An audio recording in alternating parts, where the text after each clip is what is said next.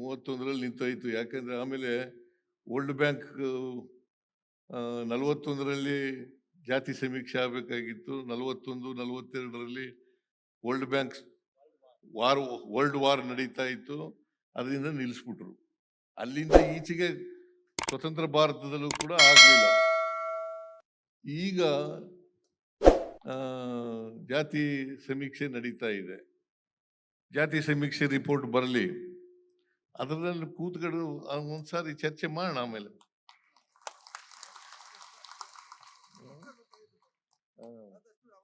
ಆಯ್ತು, ಮಾಡ್ಲೇಬೇಕಲ್ಲ. See, we are committed to social justice. We are committed to social justice. ಯಾರಿಗೂ ಅನ್ಯಾಯ ಆಗಬಾರದು, ಯಾರಿಗೂ ಅನ್ಯಾಯ ಆಗಬಾರದು. ಕರಾರುವಾಕಾಗಿ 100ಕ್ಕೆ 100 ಮಾಡಕ್ ಆಗದೆ ಇರಬಹುದು. 99.9% ಮಾಡ್ತಕ್ಕಂಥ ಪ್ರಯತ್ನವನ್ನ ಮಾಡ್ತೀವಿ. ಅದರಿಂದ ನೀವು ಕೊಟ್ಟಿರ್ತಕ್ಕಂಥ ಎಲ್ಲ ಬೇಡಿಕೆಗಳಿದಾವಲ್ಲ, ಅವೆಲ್ಲ ಮಾಡೋಣ, ಅವೆಲ್ಲ ಮಾಡ್ಕೊಳ್ಳೋಣ. ಇವೆಲ್ಲ ನೀವು ಏನಾದ್ರು ಜಾಗ ಕೊಡಬೇಕು, ಇದು ಕೊಡಬೇಕು, ಸಮುದಾಯ ಭವನಕ್ಕೆ ದುಡ್ಡು ಕೊಡಬೇಕು, ಅವೆಲ್ಲ ಮಾಡ್ಕೊಳ್ಳೋಣ. ಅವೆಲ್ಲ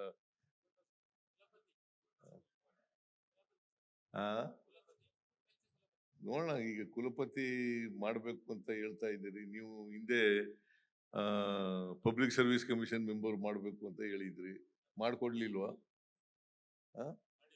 ಮಾಡಿದಿರಿ.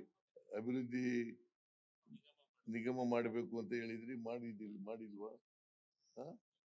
ದುಡ್ಡು ಕೊಡೋಣಪ್ಪ. ನೀನು ರಾಮಪ್ಪ, ಮೊದಲು ಇರೋ ದುಡ್ಡು ಖರ್ಚು ಮಾಡು. ಈಗ ಈ ವರ್ಷ 75 ಕೋಟಿ ಕೊಟ್ಟದಲ್ಲ, ಅದೆಲ್ಲ ಖರ್ಚು ಮಾಡು. ಇನ್ನೂ ಬೇಕಾದ್ರೆ ಕೊಡೋಣ. ಕೂದು MLC ನಾನು ಈಗ ನಾನೇ ತೀರ್ಮಾನ ಮಾಡಕ್ಕಾಗಲ್ಲ. ಹೈಕಮಾಂಡ್ ಅವ್ರ ಜೊತೆ ಚರ್ಚೆ ಮಾಡಬೇಕು. ನಿಮ್ಮ ಬೇಡಿಕೆಯನ್ನು ಕೂಡ ಚರ್ಚೆ ಮಾಡ್ತೀನಿ ಅವ್ರ ಜೊತೆ. ಏನೇನ್ ಬೇಡಿಕೆಗಳು ಇಟ್ಟಿದ್ದಾವೆ, ನೀವೇನೇನು ಇಟ್ಟಿದ್ದೀರಿ, ಎಲ್ಲ ಬೇಡಿಕೆಗಳ ಬಗ್ಗೆನೂ ಕೂಡ ನಮ್ಮ ಸರ್ಕಾರ ಪರಿಶೀಲನೆ ಮಾಡ್ತದೆ. ಏನೇನು ಮಾಡ್ಲಿಕ್ಕೆ ಸಾಧ್ಯ ಆಗ್ತದೆ ಅವೆಲ್ಲನೂ ಕೂಡ ಮಾಡಿಕೊಡ್ತೇವೆ. ಗೊತ್ತಾಯ್ತಾ? ಅದರಿಂದ 7 ಕೋಟಿ ಜನರಿಗೂ ನ್ಯಾಯ ಸಿಗ್ಬೇಕು. 7 ಕೋಟಿ ಜನರಿಗೂ ನ್ಯಾಯ ಸಿಗ್ಬೇಕು. ಯಾರು ಕೂಡ ಅವಕಾಶಗಳಿಂದ ವಂಚಿತರಾಗಬಾರದು. ಅಸಮಾನತೆ ಯಾಕೆ ನಿರ್ಮಾಣ ಆಯ್ತು ಗೊತ್ತಾ? ಯಾಕೆ ಅಸಮಾನತೆ ನಿರ್ಮಾಣ ಆಯ್ತು?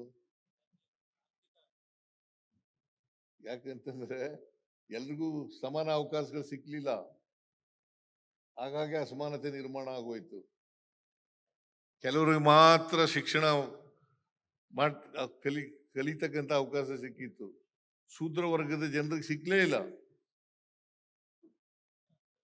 ಅವರೆಲ್ಲ ಸಾಮಾಜಿಕವಾಗಿ, ಆರ್ಥಿಕವಾಗಿ ಹಿಂದುಳಿದು ಬಿಟ್ರು, ಅವಕಾಶಗಳಿಂದ ವಂಚಿತರಾದರು, ಅವರೆಲ್ಲ ಶೋಷಣೆಗೆ ಒಳಪಟ್ಟರು. ಸೊ ಇದು ಅನಗತ್ಯ, ಇದು ಆದದ್ದು.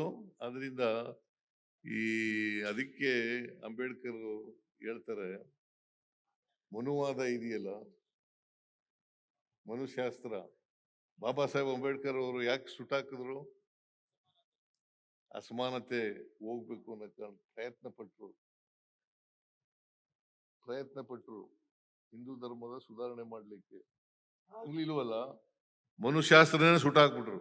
ಸಂವಿಧಾನ ಬರೋದಕ್ಕಿಂತ ಮುಂಚಿತವಾಗಿ ಏನಿತ್ತು? ಮನುಶಾಸ್ತ್ರ.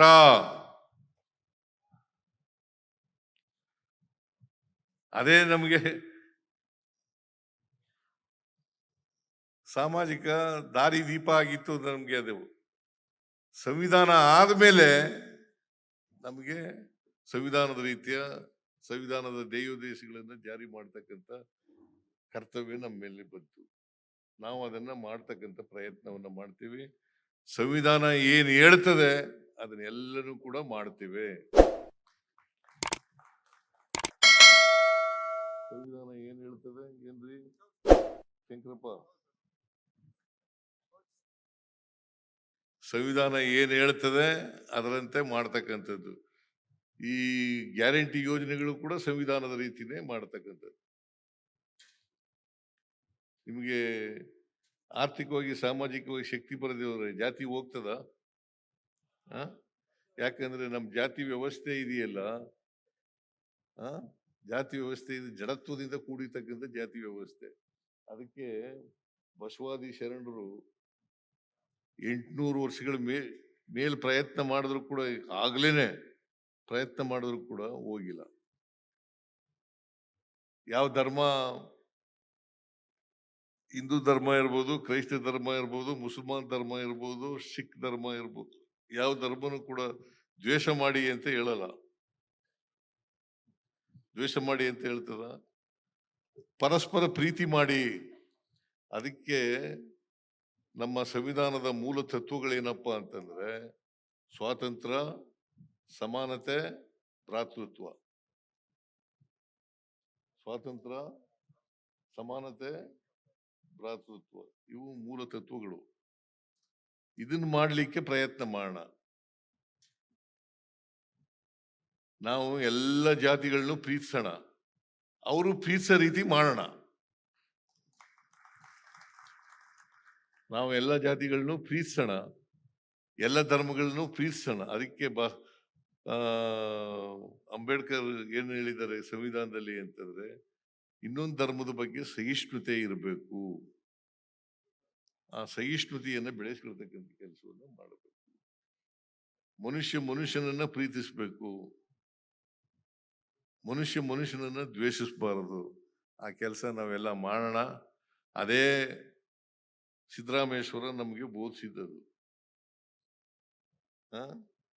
ಅದಕ್ಕೆ ಸಮಾಜದಲ್ಲಿ ನಾವು ಇಂಗ್ಲಿಷ್ನಲ್ಲಿ ಏನು ಹೇಳ್ತೀವಿ ಅಂತಂದ್ರೆ ಕಾಯಕ ದಾಸೋಹ ಅಂತ ಇದೆಯಲ್ಲ, ಅದಕ್ಕೆ ಪ್ರೊಡಕ್ಷನ್ ಮತ್ತು ಡಿಸ್ಟ್ರಿಬ್ಯೂಷನ್ ಅಂತ ಕರಿತೀವಿ. ಪ್ರೊಡಕ್ಷನ್ ಇಂಗ್ಲಿಷ್ನಲ್ಲಿ ಪ್ರೊಡಕ್ಷನ್ ಅಂಡ್ ಡಿಸ್ಟ್ರಿಬ್ಯೂಷನ್. ಸಂಪಾದನೆ ಮಾಡಬೇಕು, ಮಾಡದಂತ ಸಂಪಾದನೆನ ಎಲ್ಲರೂ ಹಂಚ್ಕೋಬೇಕು, ಸಮಾನವಾಗಿ ಹಂಚ್ಕೋಬೇಕು. ಇದೇ ತತ್ವ ಸಿದ್ದರಾಮೇಶ್ವರರು ಬೋಧಿಸಿದದು. ಆ ಬೋಧನೆಯನ್ನ ನಾವು ಅಕ್ಷರಶಃ ಜಾರಿ ಮಾಡಲಿಕ್ಕೆ ಪ್ರಯತ್ನ ಮಾಡೋಣ. ಅದೇ ಸಿದ್ದರಾಮೇಶ್ವರಿಗೆ ಸಲ್ಲಿಸ್ತಕ್ಕಂಥ ಗೌರವ. ಸಿದ್ದರಾಮೇಶ್ವರ ಇದಾರಲ್ಲ, ಅವ್ರ ಕಾರ್ಯ ಕ್ಷೇತ್ರ ಯಾವುದಾಗಿತ್ತು? ಸೊಲ್ಲಾಪುರ.